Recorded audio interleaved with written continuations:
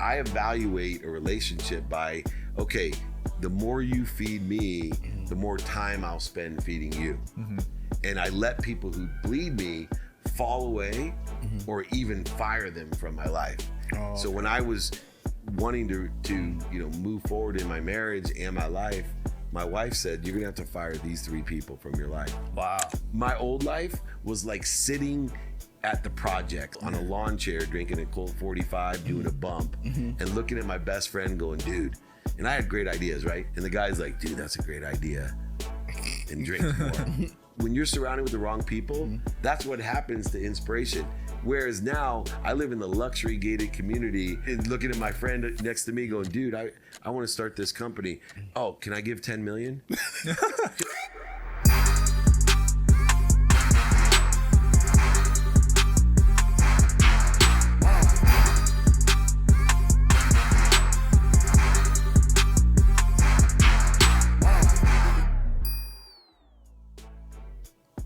Welcome to the Digital Social Hour. I'm your host, Sean Kelly. I'm with my co-host, Wayne Lewis. What up, what up? And our guest today, David Meltzer. How's it going? Amazing. Even better now that I'm here with you two at this unbelievable place. Man, it's an honor to have you. Right. Thanks for having me, man. What are we going to talk about today? Whatever you want. First, quick story I think would be good of your journey. Yeah, sure. I always divide my journey into 3 different worlds. The first world, I say about half of the United States at least grows up in, and it's the world of not enough. Not enough of anything. Single mom, 6 kids, driven to be rich so I could buy my mom a house. The only chance of being rich was either academics, which I was better suited for, and so were my 5 siblings, or athletics. And I chose athletics, although my unconscious competency was more relative to the academics. They came a lot easier than sports what sport did. Did you play? Played football and baseball, and then ended up pole vaulting as well in college. Oh, wow. So I could run scared really fast. But the main objective of all of it to me was to buy my mom that house and car. And I thought for sure, because I grew up so happy with nothing, that if I had money, all those times I catch my mom crying or stressed over money would go away. And so I'd live in this unrealistic world of pure happiness that nothing would bother me. And so everything I did was in the trajectory of making as much money as I could as fast as I could. And that world ended when I graduated law school and decided I'd work in the internet, despite my mom telling me the internet was a fad. It would never last, which is important because I've lived through Web 1, Web 2, Web 2.5, and 3, and there's the exact same mindset of people. Every level. It's the same shit, and it's like, look, the platform's going to work, the technology is going to work. It's just that early on, 99% of the companies are going to fail. Right. 99% of the companies in 1992 are not here today. Right. But the internet is. The internet. Right? Yeah. And the same thing will happen with Web 3. So I moved from I made my first $1 million out of law school in 9 months. Wow. Moved from what I call the world of not enough, being a victim, things happening to me, why me, to this world of just enough for me. And I thought I was like a super positive, giving person because I would talk about everything happens for me. I'm, blessed, and I give to receive, and all the things that people thought. But that world's really dangerous because it leaves you empty and unfulfilled. Wow. It actually has a false facade of a confirmation that money does buy love and happiness, because in the short term, when you have a lot of money, and I was a multi-millionaire running Samsung's phone division in 99. So our exit in 95 was 3.4 billion. I ran the most notable phone company, Samsung. And what would happen was, if I wasn't happy, I would use money to give that false facade. So I'd buy new things, different things, more things. I'd buy things to impress people. Right. I'd buy things to impress people I didn't like, but that will only last long enough. Right. And so in the world of just enough, it's a scarce world. And so, I ran Samsung phone division. Lee Steinberg hires me as his CEO, most notable sports agency in the world, did the movie Jerry Maguire. I meet Warren Moon. We start a sports marketing company. I'm worth over $100 million, and I have access to what billionaires don't have access to. So not only do I have a ton of money, beautiful wife, my dream girl, 3 kids, but I could go to anything. Sidelines at Super Bowl, the Grammys, the Emmys, the Oscars, with the coolest people, supposedly, in the world. And that all came crashing down so I could learn to live not in the world of not enough, not in the world of just enough, but I lost over $100 million, went bankrupt, not just financially, morally bankrupt, you know, in my own fulfilling bankruptcy. And then over the last 17 years, worked in a different faith in order to make it all back and to live in the world of more than enough. And that's why I'm here today. I want to teach the world how to live in the world of more than enough of everything for everyone. Wow. So what's more than enough? What does that mean and derive from? What's your Thank you for asking that. concept of it? You know, because a lot of times people just assume what they think about more than enough is what I think about it. And for me, most people live in a zero-sum game. They're constantly trading, negotiating, competing, comparing, and there's just enough for it's a zero sum. If I take from you, then you're going to have less and I'm going to have more. See, the world of more than enough says this.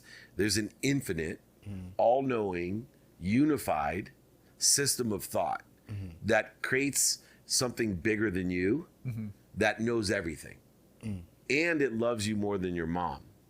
So when we give, receive, or witness giving and receiving, we're adding value. So instead of a zero-sum game of giving and taking, quid pro quo, negotiating and trading and comparing, I live in a world that there's value add to everything. There's value add when I give, there's value add when I receive, and there's value add when I witness it. And so I use time as a dependent variable to determine how much of my time do I realistically in life circumstances actually spend my life. And there's a difference between life and life circumstances. Too many people blur that line. They think their life circumstances is their life. I don't. My life is a value add life, and I know the life circumstances are going to interfere with that perception and that faith. So I'll say, okay, I'm only going to spend minutes and moments with a need to be offended or scared or worried or angry, resentful, you know, all the little things that we do to interfere with our true potential in the value add perspective that I have. And believe it or not, by having that mindset, that heart set, that hand set, somehow I'm still here 17 years later with more than enough of everything for everyone. And I can't believe that more people don't live in this world. Do you sit on the couch though, high, sick, broke, dreaming about what you want? No. You got to do, say, think, believe, and feel every day as well to make it happen. All right. So you believe in manifestation? With the context of you have to think, say, do, believe. You can't just put a vision board up and say, I want a house. I hate those parties. Vision board parties, I just hate them. Wait, there's parties? People have vision board parties. Are you serious? Yeah. Wow, I didn't know that. I don't know what that means to them, but it's like it's a first step party. Like a vision board to me, see, there's a mathematical equation to my madness. Absolutely. And it goes like this. What you focus in on from that vision board. So I see a house in Del Mar like John Asseroff in The Secret. I see that house. That's the first step. Pay attention to what you want. But everyone ignores, especially at those parties, the second step, which is attention plus 5 levels of intention equals the coincidences, consequences, karma of your life. So what I say every day is, okay, this is what I want, a house in Del Mar. This is who can help me and who could I help. But I'm going to do everything I can today in the trajectory of that house or better. I'm going to say everything today in the trajectory of that house or better. I'm going to think it better. I'm going to feel it, which is inspiration, right? And I'm going to believe it, which is faith. And within the context of those 5 things, now you got something I believe in. See, instead of people trying to get more happy, more healthy, more wealthy, more worthy, I say I am, because I'm part of this system, right? I am happy, healthy, wealthy, and worthy. But what am I doing today to interfere with it? And I use my free will. I'm a ferocious Buddha. Right? I believe in surrendering to the universe, but I don't believe in surrendering passively today. I believe in busting my balls to make it happen by clearing away what I'm doing to interfere with that abundance. Yeah, people don't understand that concept. They have faith but still worry. Right. And I'm like, that's counterintuitive. Yeah, it's like, well, how does that work for you? Like, how do you have faith and worry at the same time? And then have a belief in God? It's like, What You nailed it. That's the biggest construct that people have. It's like they say they have faith, but every indication of their actions is that they don't. worry. Guilt. Well, how about that? Just worry, right? Anxiety, guilt, resentment, offense, separation, inferiority, superiority, right? Greed. All of these different things are indication you don't have faith. Why would you be offended if you believed in God? Yeah. Why would you be mad? Now, everyone's going to spend minutes and moments in the ego-based consciousness, afraid, but make it minutes and moments, not the days, weeks, months, and years that most people do in hypocrisy, saying, well, I believe in God, but I don't act like it. That's a crazy statement. Yeah. I believe in God, but I don't act like it. So speaking of ego, when a lot of people become successful, their ego sort of kicks in. Do you think when you were on that rise to 100 million, that's sort of what was your downfall, your ego? Absolutely. I think it's everyone's downfall. If I can simplify it, it's like, how much time are you spending in ego? Because that'll be completely correlated to how much success and fulfillment, passion, purpose, and profitability you have. And so what I've learned to do is take clues from my life and determine not only fear. So there's two types of fear. There's only fear of the past and fear of the future. And so fear of the past is usually guilt and resentment. Fear of the future is worry and anxiety based. Then I look to see, okay, which one is it? Then I prescribe now today, what need do I have that is fueling that fear? So we went through like the need to be separate, inferior, superior, anxious, frustrated, angry, guilty, resentful, all worried, anxious.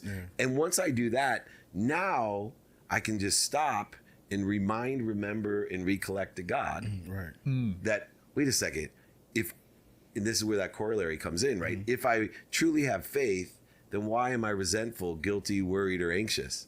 If I truly had faith that there's something bigger than me that knows everything and is protecting and promoting me and loves me more than my mom, because that's the crux of, and this is another thing about religion, right? 99% of the religions, 99% of them say there's something bigger than you that knows everything and loves you more than your mom. But yet, right?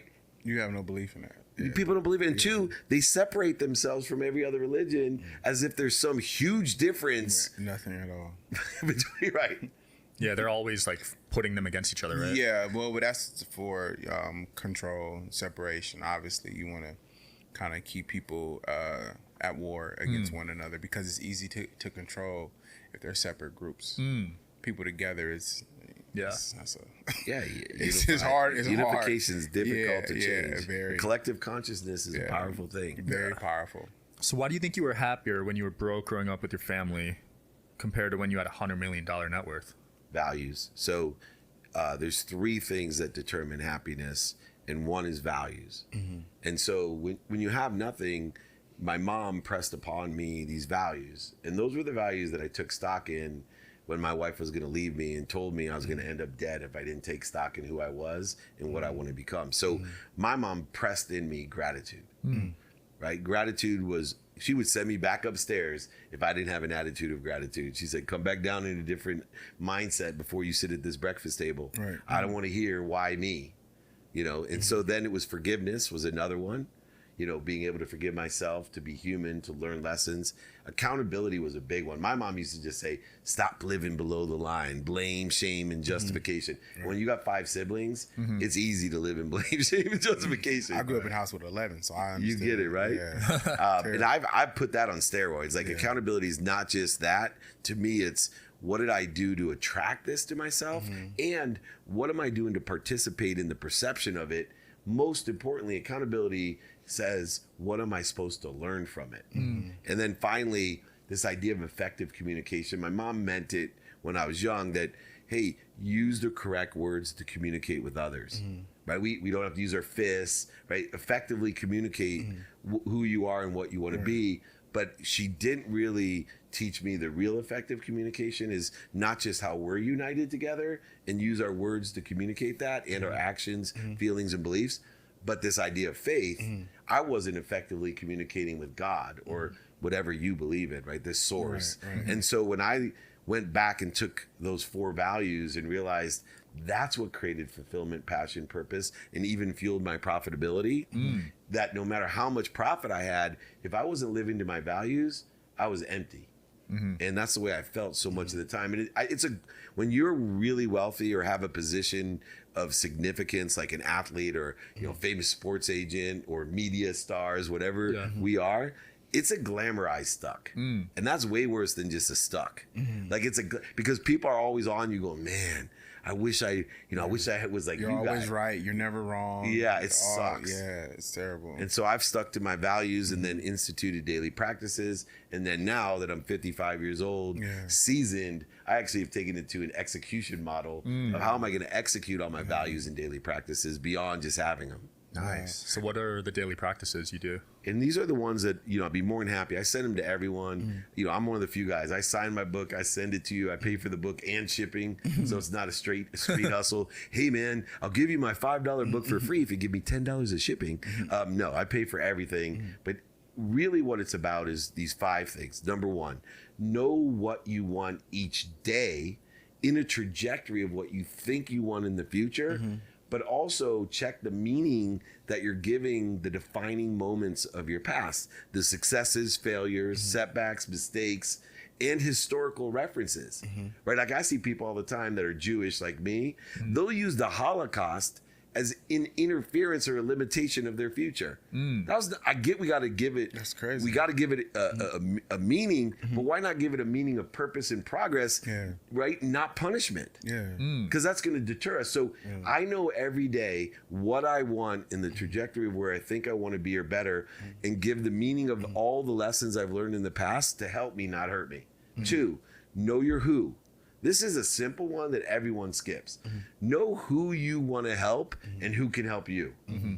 Find someone that sits in a situation, and because of technology, they're easy to find today. Literally. By Google or ChatGPT. Who can help me with solar, right? And then ask them for help, because the fastest way to get to where you want to be is find someone that's already there, ask them for directions. But when you say ask for help, most people won't help. Right. So what's the strategy there? So most people will help if you can articulate quantitative value and utilize an open mind. See, what people do is they waste their time on a closed mind. And so one of the nuances of understanding how we sell even, let alone ask for help, is we need to qualify people by if they have an open mind or not. 100% of the time, if someone has an open mind, they will help you or know someone that can help you. Yeah, all you got to do is vet them. Yeah. Have a simple conversation. I'll give you my easiest one to vet someone if they have an open mind. You ready? Yeah. Are you a Cubs fan? No. No? Oh, I was going to ask you, did you get that shirt on sale? Well, no, actually, what's crazy is that I had a brand, and the year that they won, I kind of had a feeling that they were going to win, so I designed this jersey and put history on the back, because that's the first time they won a World Series. That's So on the back, but open mind is going to explain that, right? Not get offended, right? Or just smile at someone, they smile back. But so much time on earth is spent with people that don't understand. Everyone has an open mind at a certain time. Some people have open minds the majority of the time. Some people have closed minds the majority of the time. I will tell you from understanding statistics that if you can find someone with a closed mind majority of the time, but you catch them when they have an open mind, it's a jackpot. You want to know why? Because I have an open mind the majority of the time, which means I have tons of options, opportunities. So if you ask me for help, the only thing that's going to deter me from helping you is prioritization of all the people that I can help. Where someone has a closed mind and you catch them when they have an open mind, then they don't have very many options. You'll be the only one to help. Exactly, you'll be the only one. You'll be the only one to help. This idea of knowing who is really important. The third one is to know how. And that requires a lens of productivity. So when I say how, it's like, how much value can I bring to my time today in the trajectory of where I think I want to be, giving meaning to the past? How accessible am I to others? And how am I accessing what I want, receiving? And the lens of gratitude that says, can I find the light, the love, and the lessons? In other words, I'm dealing with open minds. So I use the third step, knowing our how, to make time a dependent variable of all my activities in the day. So activities I have planned, activities I don't have planned. I have non-negotiables of my health, my family, and a non-negotiable of studying time to be efficient, effective, and statistically successful. So I teach people how to be a student of the calendar, paying attention, giving intention to what I'm doing today in the trajectory, what I'm saying, thinking, feeling, believing in the trajectory of what I think I want.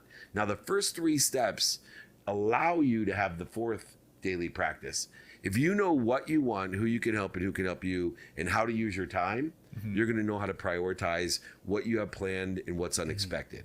See, prioritization is the antidote to the 2 biggest problems in progress. 1 is procrastination. You're not going to progress if you procrastinate. And 2, feeling overwhelmed. You're not going to progress if you feel overwhelmed. Right. If you know what's important to you by knowing your what, your who, and your how, when you know what's important to you, it's so easy to prioritize the now. If you know what you want to do now and next, 100% of the things you do now get done. It's the antidote to that procrastination and feeling overwhelmed. So I teach people how to prioritize their time in order to effectuate a future that they want or better.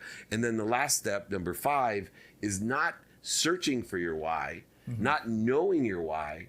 It's applying your why. So I teach in the step 5, okay, I've now know my now and my next. Right. I'm going to apply my why. So I'm not searching for more happiness, more health, more wealth, more worthiness.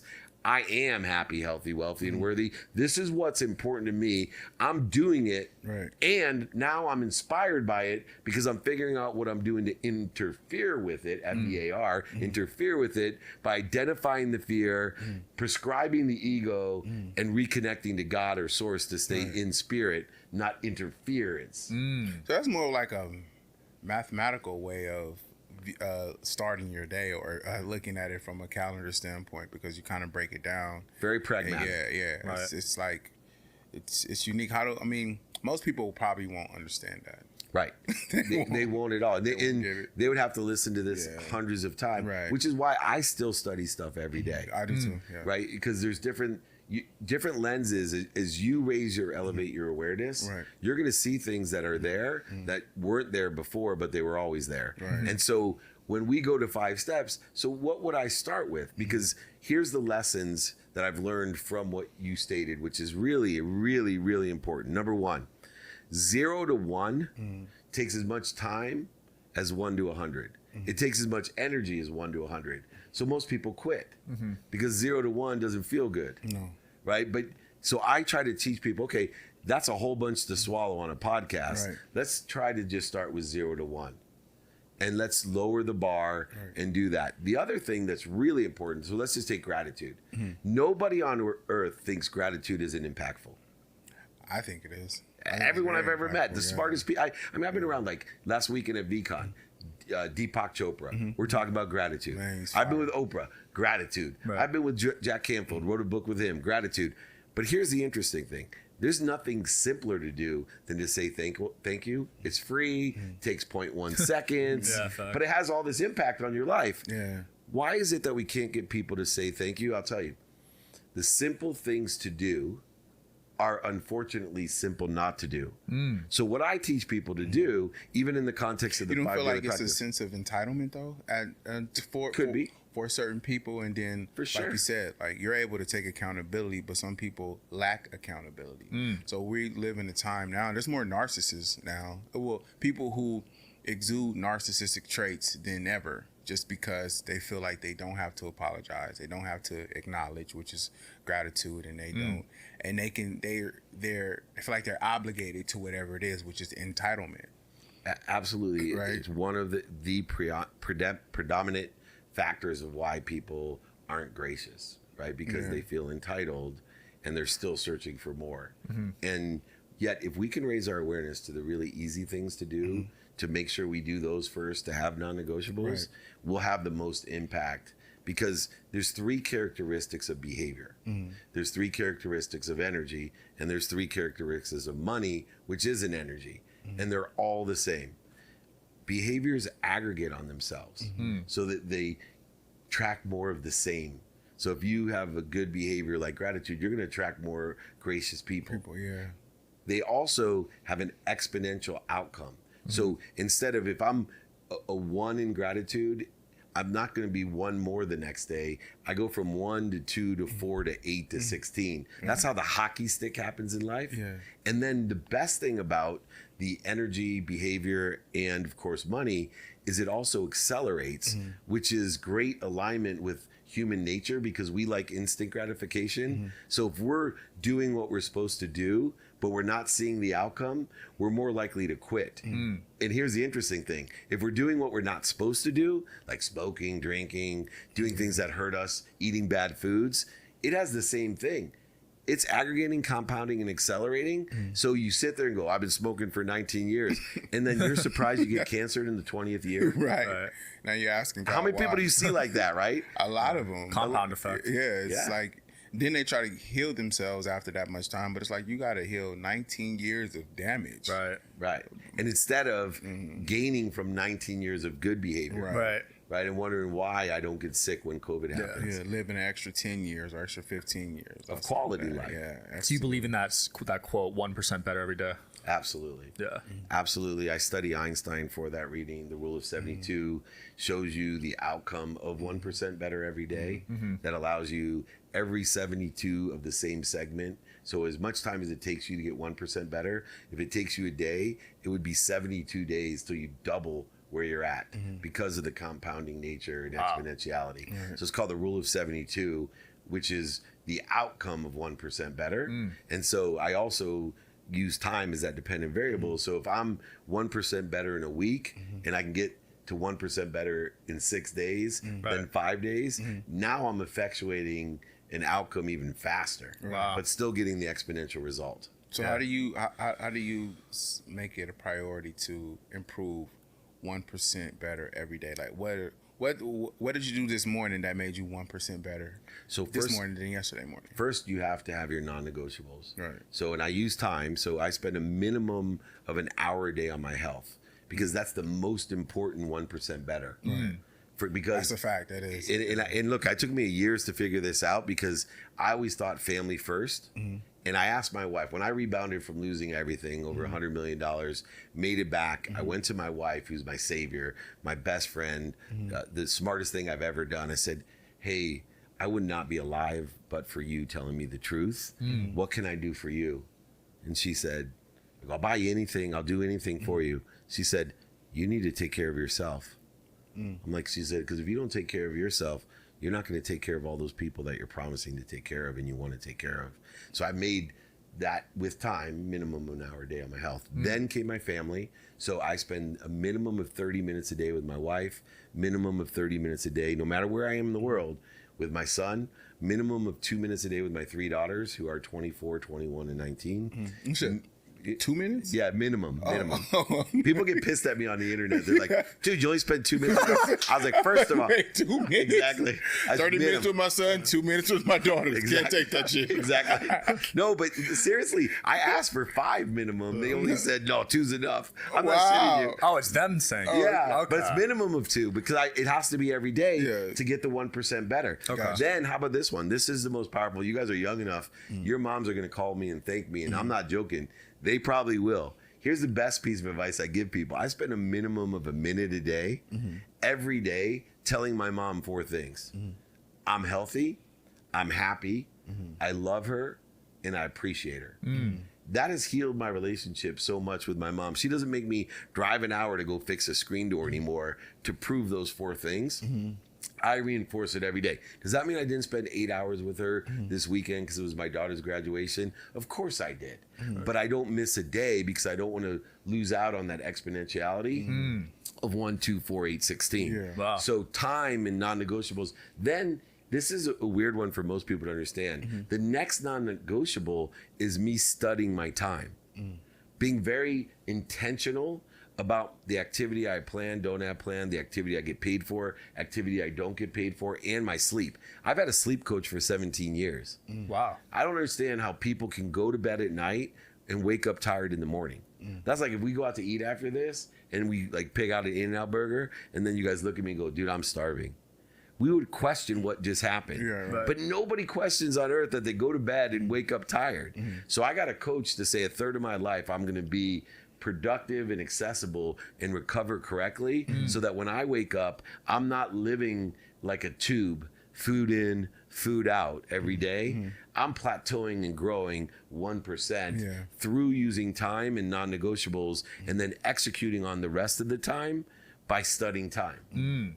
Well, what are your non-negotiables when it comes to people? Like, what's the Easy. type of people you don't deal with? Well, I believe your frequency is your neighborhood, and this is the biggest mistake that I made beyond asking for help when I lost everything, is that I have a spectrum of evaluation because you only have so much time. Of course, I'm spending time with the people most relative to me, like my wife, my kids, and my mom, but I also spend a minimum of 10 minutes a day reaching out to people I haven't seen in a long time. And then I also have a spectrum of feeding. And this is the one where I was bled by so many people. And so I evaluate a relationship by, okay, the more you feed me, the more time I'll spend feeding you. And I let people who bleed me fall away or even fire them from my life. Wow. My wife taught me this when I was a wreck. Fire them from my life. And this is how I fired them. I had 3 friends from childhood Yeah. that took me to strip clubs. I would do drugs with them, drink with them, party till 5 in the morning, be around bad shit all the time. You And did drugs? Yeah. Wow, y'all! I can't even You wouldn't tell. imagine. I stopped doing it thanks to my can't even wife. tell. So I would party all the time in my 30s, lost and empty. So my wife said, look, you got to take stock in who you are or you're going to end up dead. So when I was wanting to move forward in my marriage and my life, my wife said, you're going to have to fire these 3 people from your life. Wow. And so I went out and these are childhood friends. I said, hey, brother, this has nothing to do with you. This has to do with me. I don't like who I am when I'm with you. And I can't be around you because I care so much about you that I want to please you. And I don't want to be around what it takes to please you because you're bleeding me, right? You're like bleeding my whole life. So I have transformed my entire collective consciousness to people at the highest vibration instead of surrounding myself with the wrong people and the wrong ideas. Low vibrating people. Right, man. I'm around Deepak Chopra, Jack Canfield, John Asseroff, like world thought leaders. Sadhguru is a mentor of mine. If you guys know who he is. Sadhguru is fire. Yeah. Fire, man. We're gonna tour Australia together. That's and powerful. speak. But like my life changed because I surrounded myself. My neighborhood's completely different. Here's the analogy that you guys will get. My old life was like sitting at the projects where I was born in Akron, Ohio, on a lawn chair, drinking a Colt 45, doing a bump, and looking at my best friend going, dude. And I had great ideas, right? Man, Uber, I got a gig economy idea. We'll have shared transportation. And the guy's like, dude, that's a great idea. And drink more. That's when you're surrounded with the wrong people, that's what happens to inspiration. Whereas now I live in the luxury gated community where I'm sitting at a Inspired bench, every day. right? And looking at my friend next to me going, dude, I want to start this company. Oh, can I give 10 million? Do you know how much easier it is to Where do I start a send the company? money? Yeah, because my frequency is my neighborhood and I'm in the elevated neighborhood with people who feed me and I can do things. We're limited by the people and ideas that we surround ourselves with. Wow. People don't understand I'm suffocated by negative energy. Yeah, it's such a powerful message. David, it's been an honor having you. I've learned a lot. I'm sure Wayne has as for well. sure. Both you guys are awesome. Yeah, Thank that was you. great. Appreciate Any you. closing comments for the crowd? Real simple ones. Well, one, please reach out to me. I'm happy for your community to give those books, guides, exercises. So put my email in the notes, david@dmeltzer.com. But these are the 2 valuable lessons I tell everyone. Number 1, be more interested than interesting. Too many people are trying to be interesting. They're standing in front of cars they don't own. They're taking snapshots that are even better than the real moments of the real life. Stop trying to be interesting. Right. Be interested. Learn from everything. And then most importantly, be kind to your future self.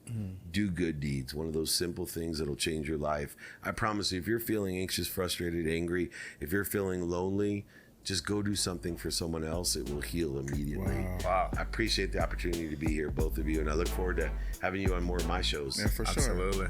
Just Wayne. like that. Thank you guys for watching. Make sure you follow me on Instagram @TheCreator. Digital Social Hour. Thanks for tuning in, guys. I'll see you next time. Peace.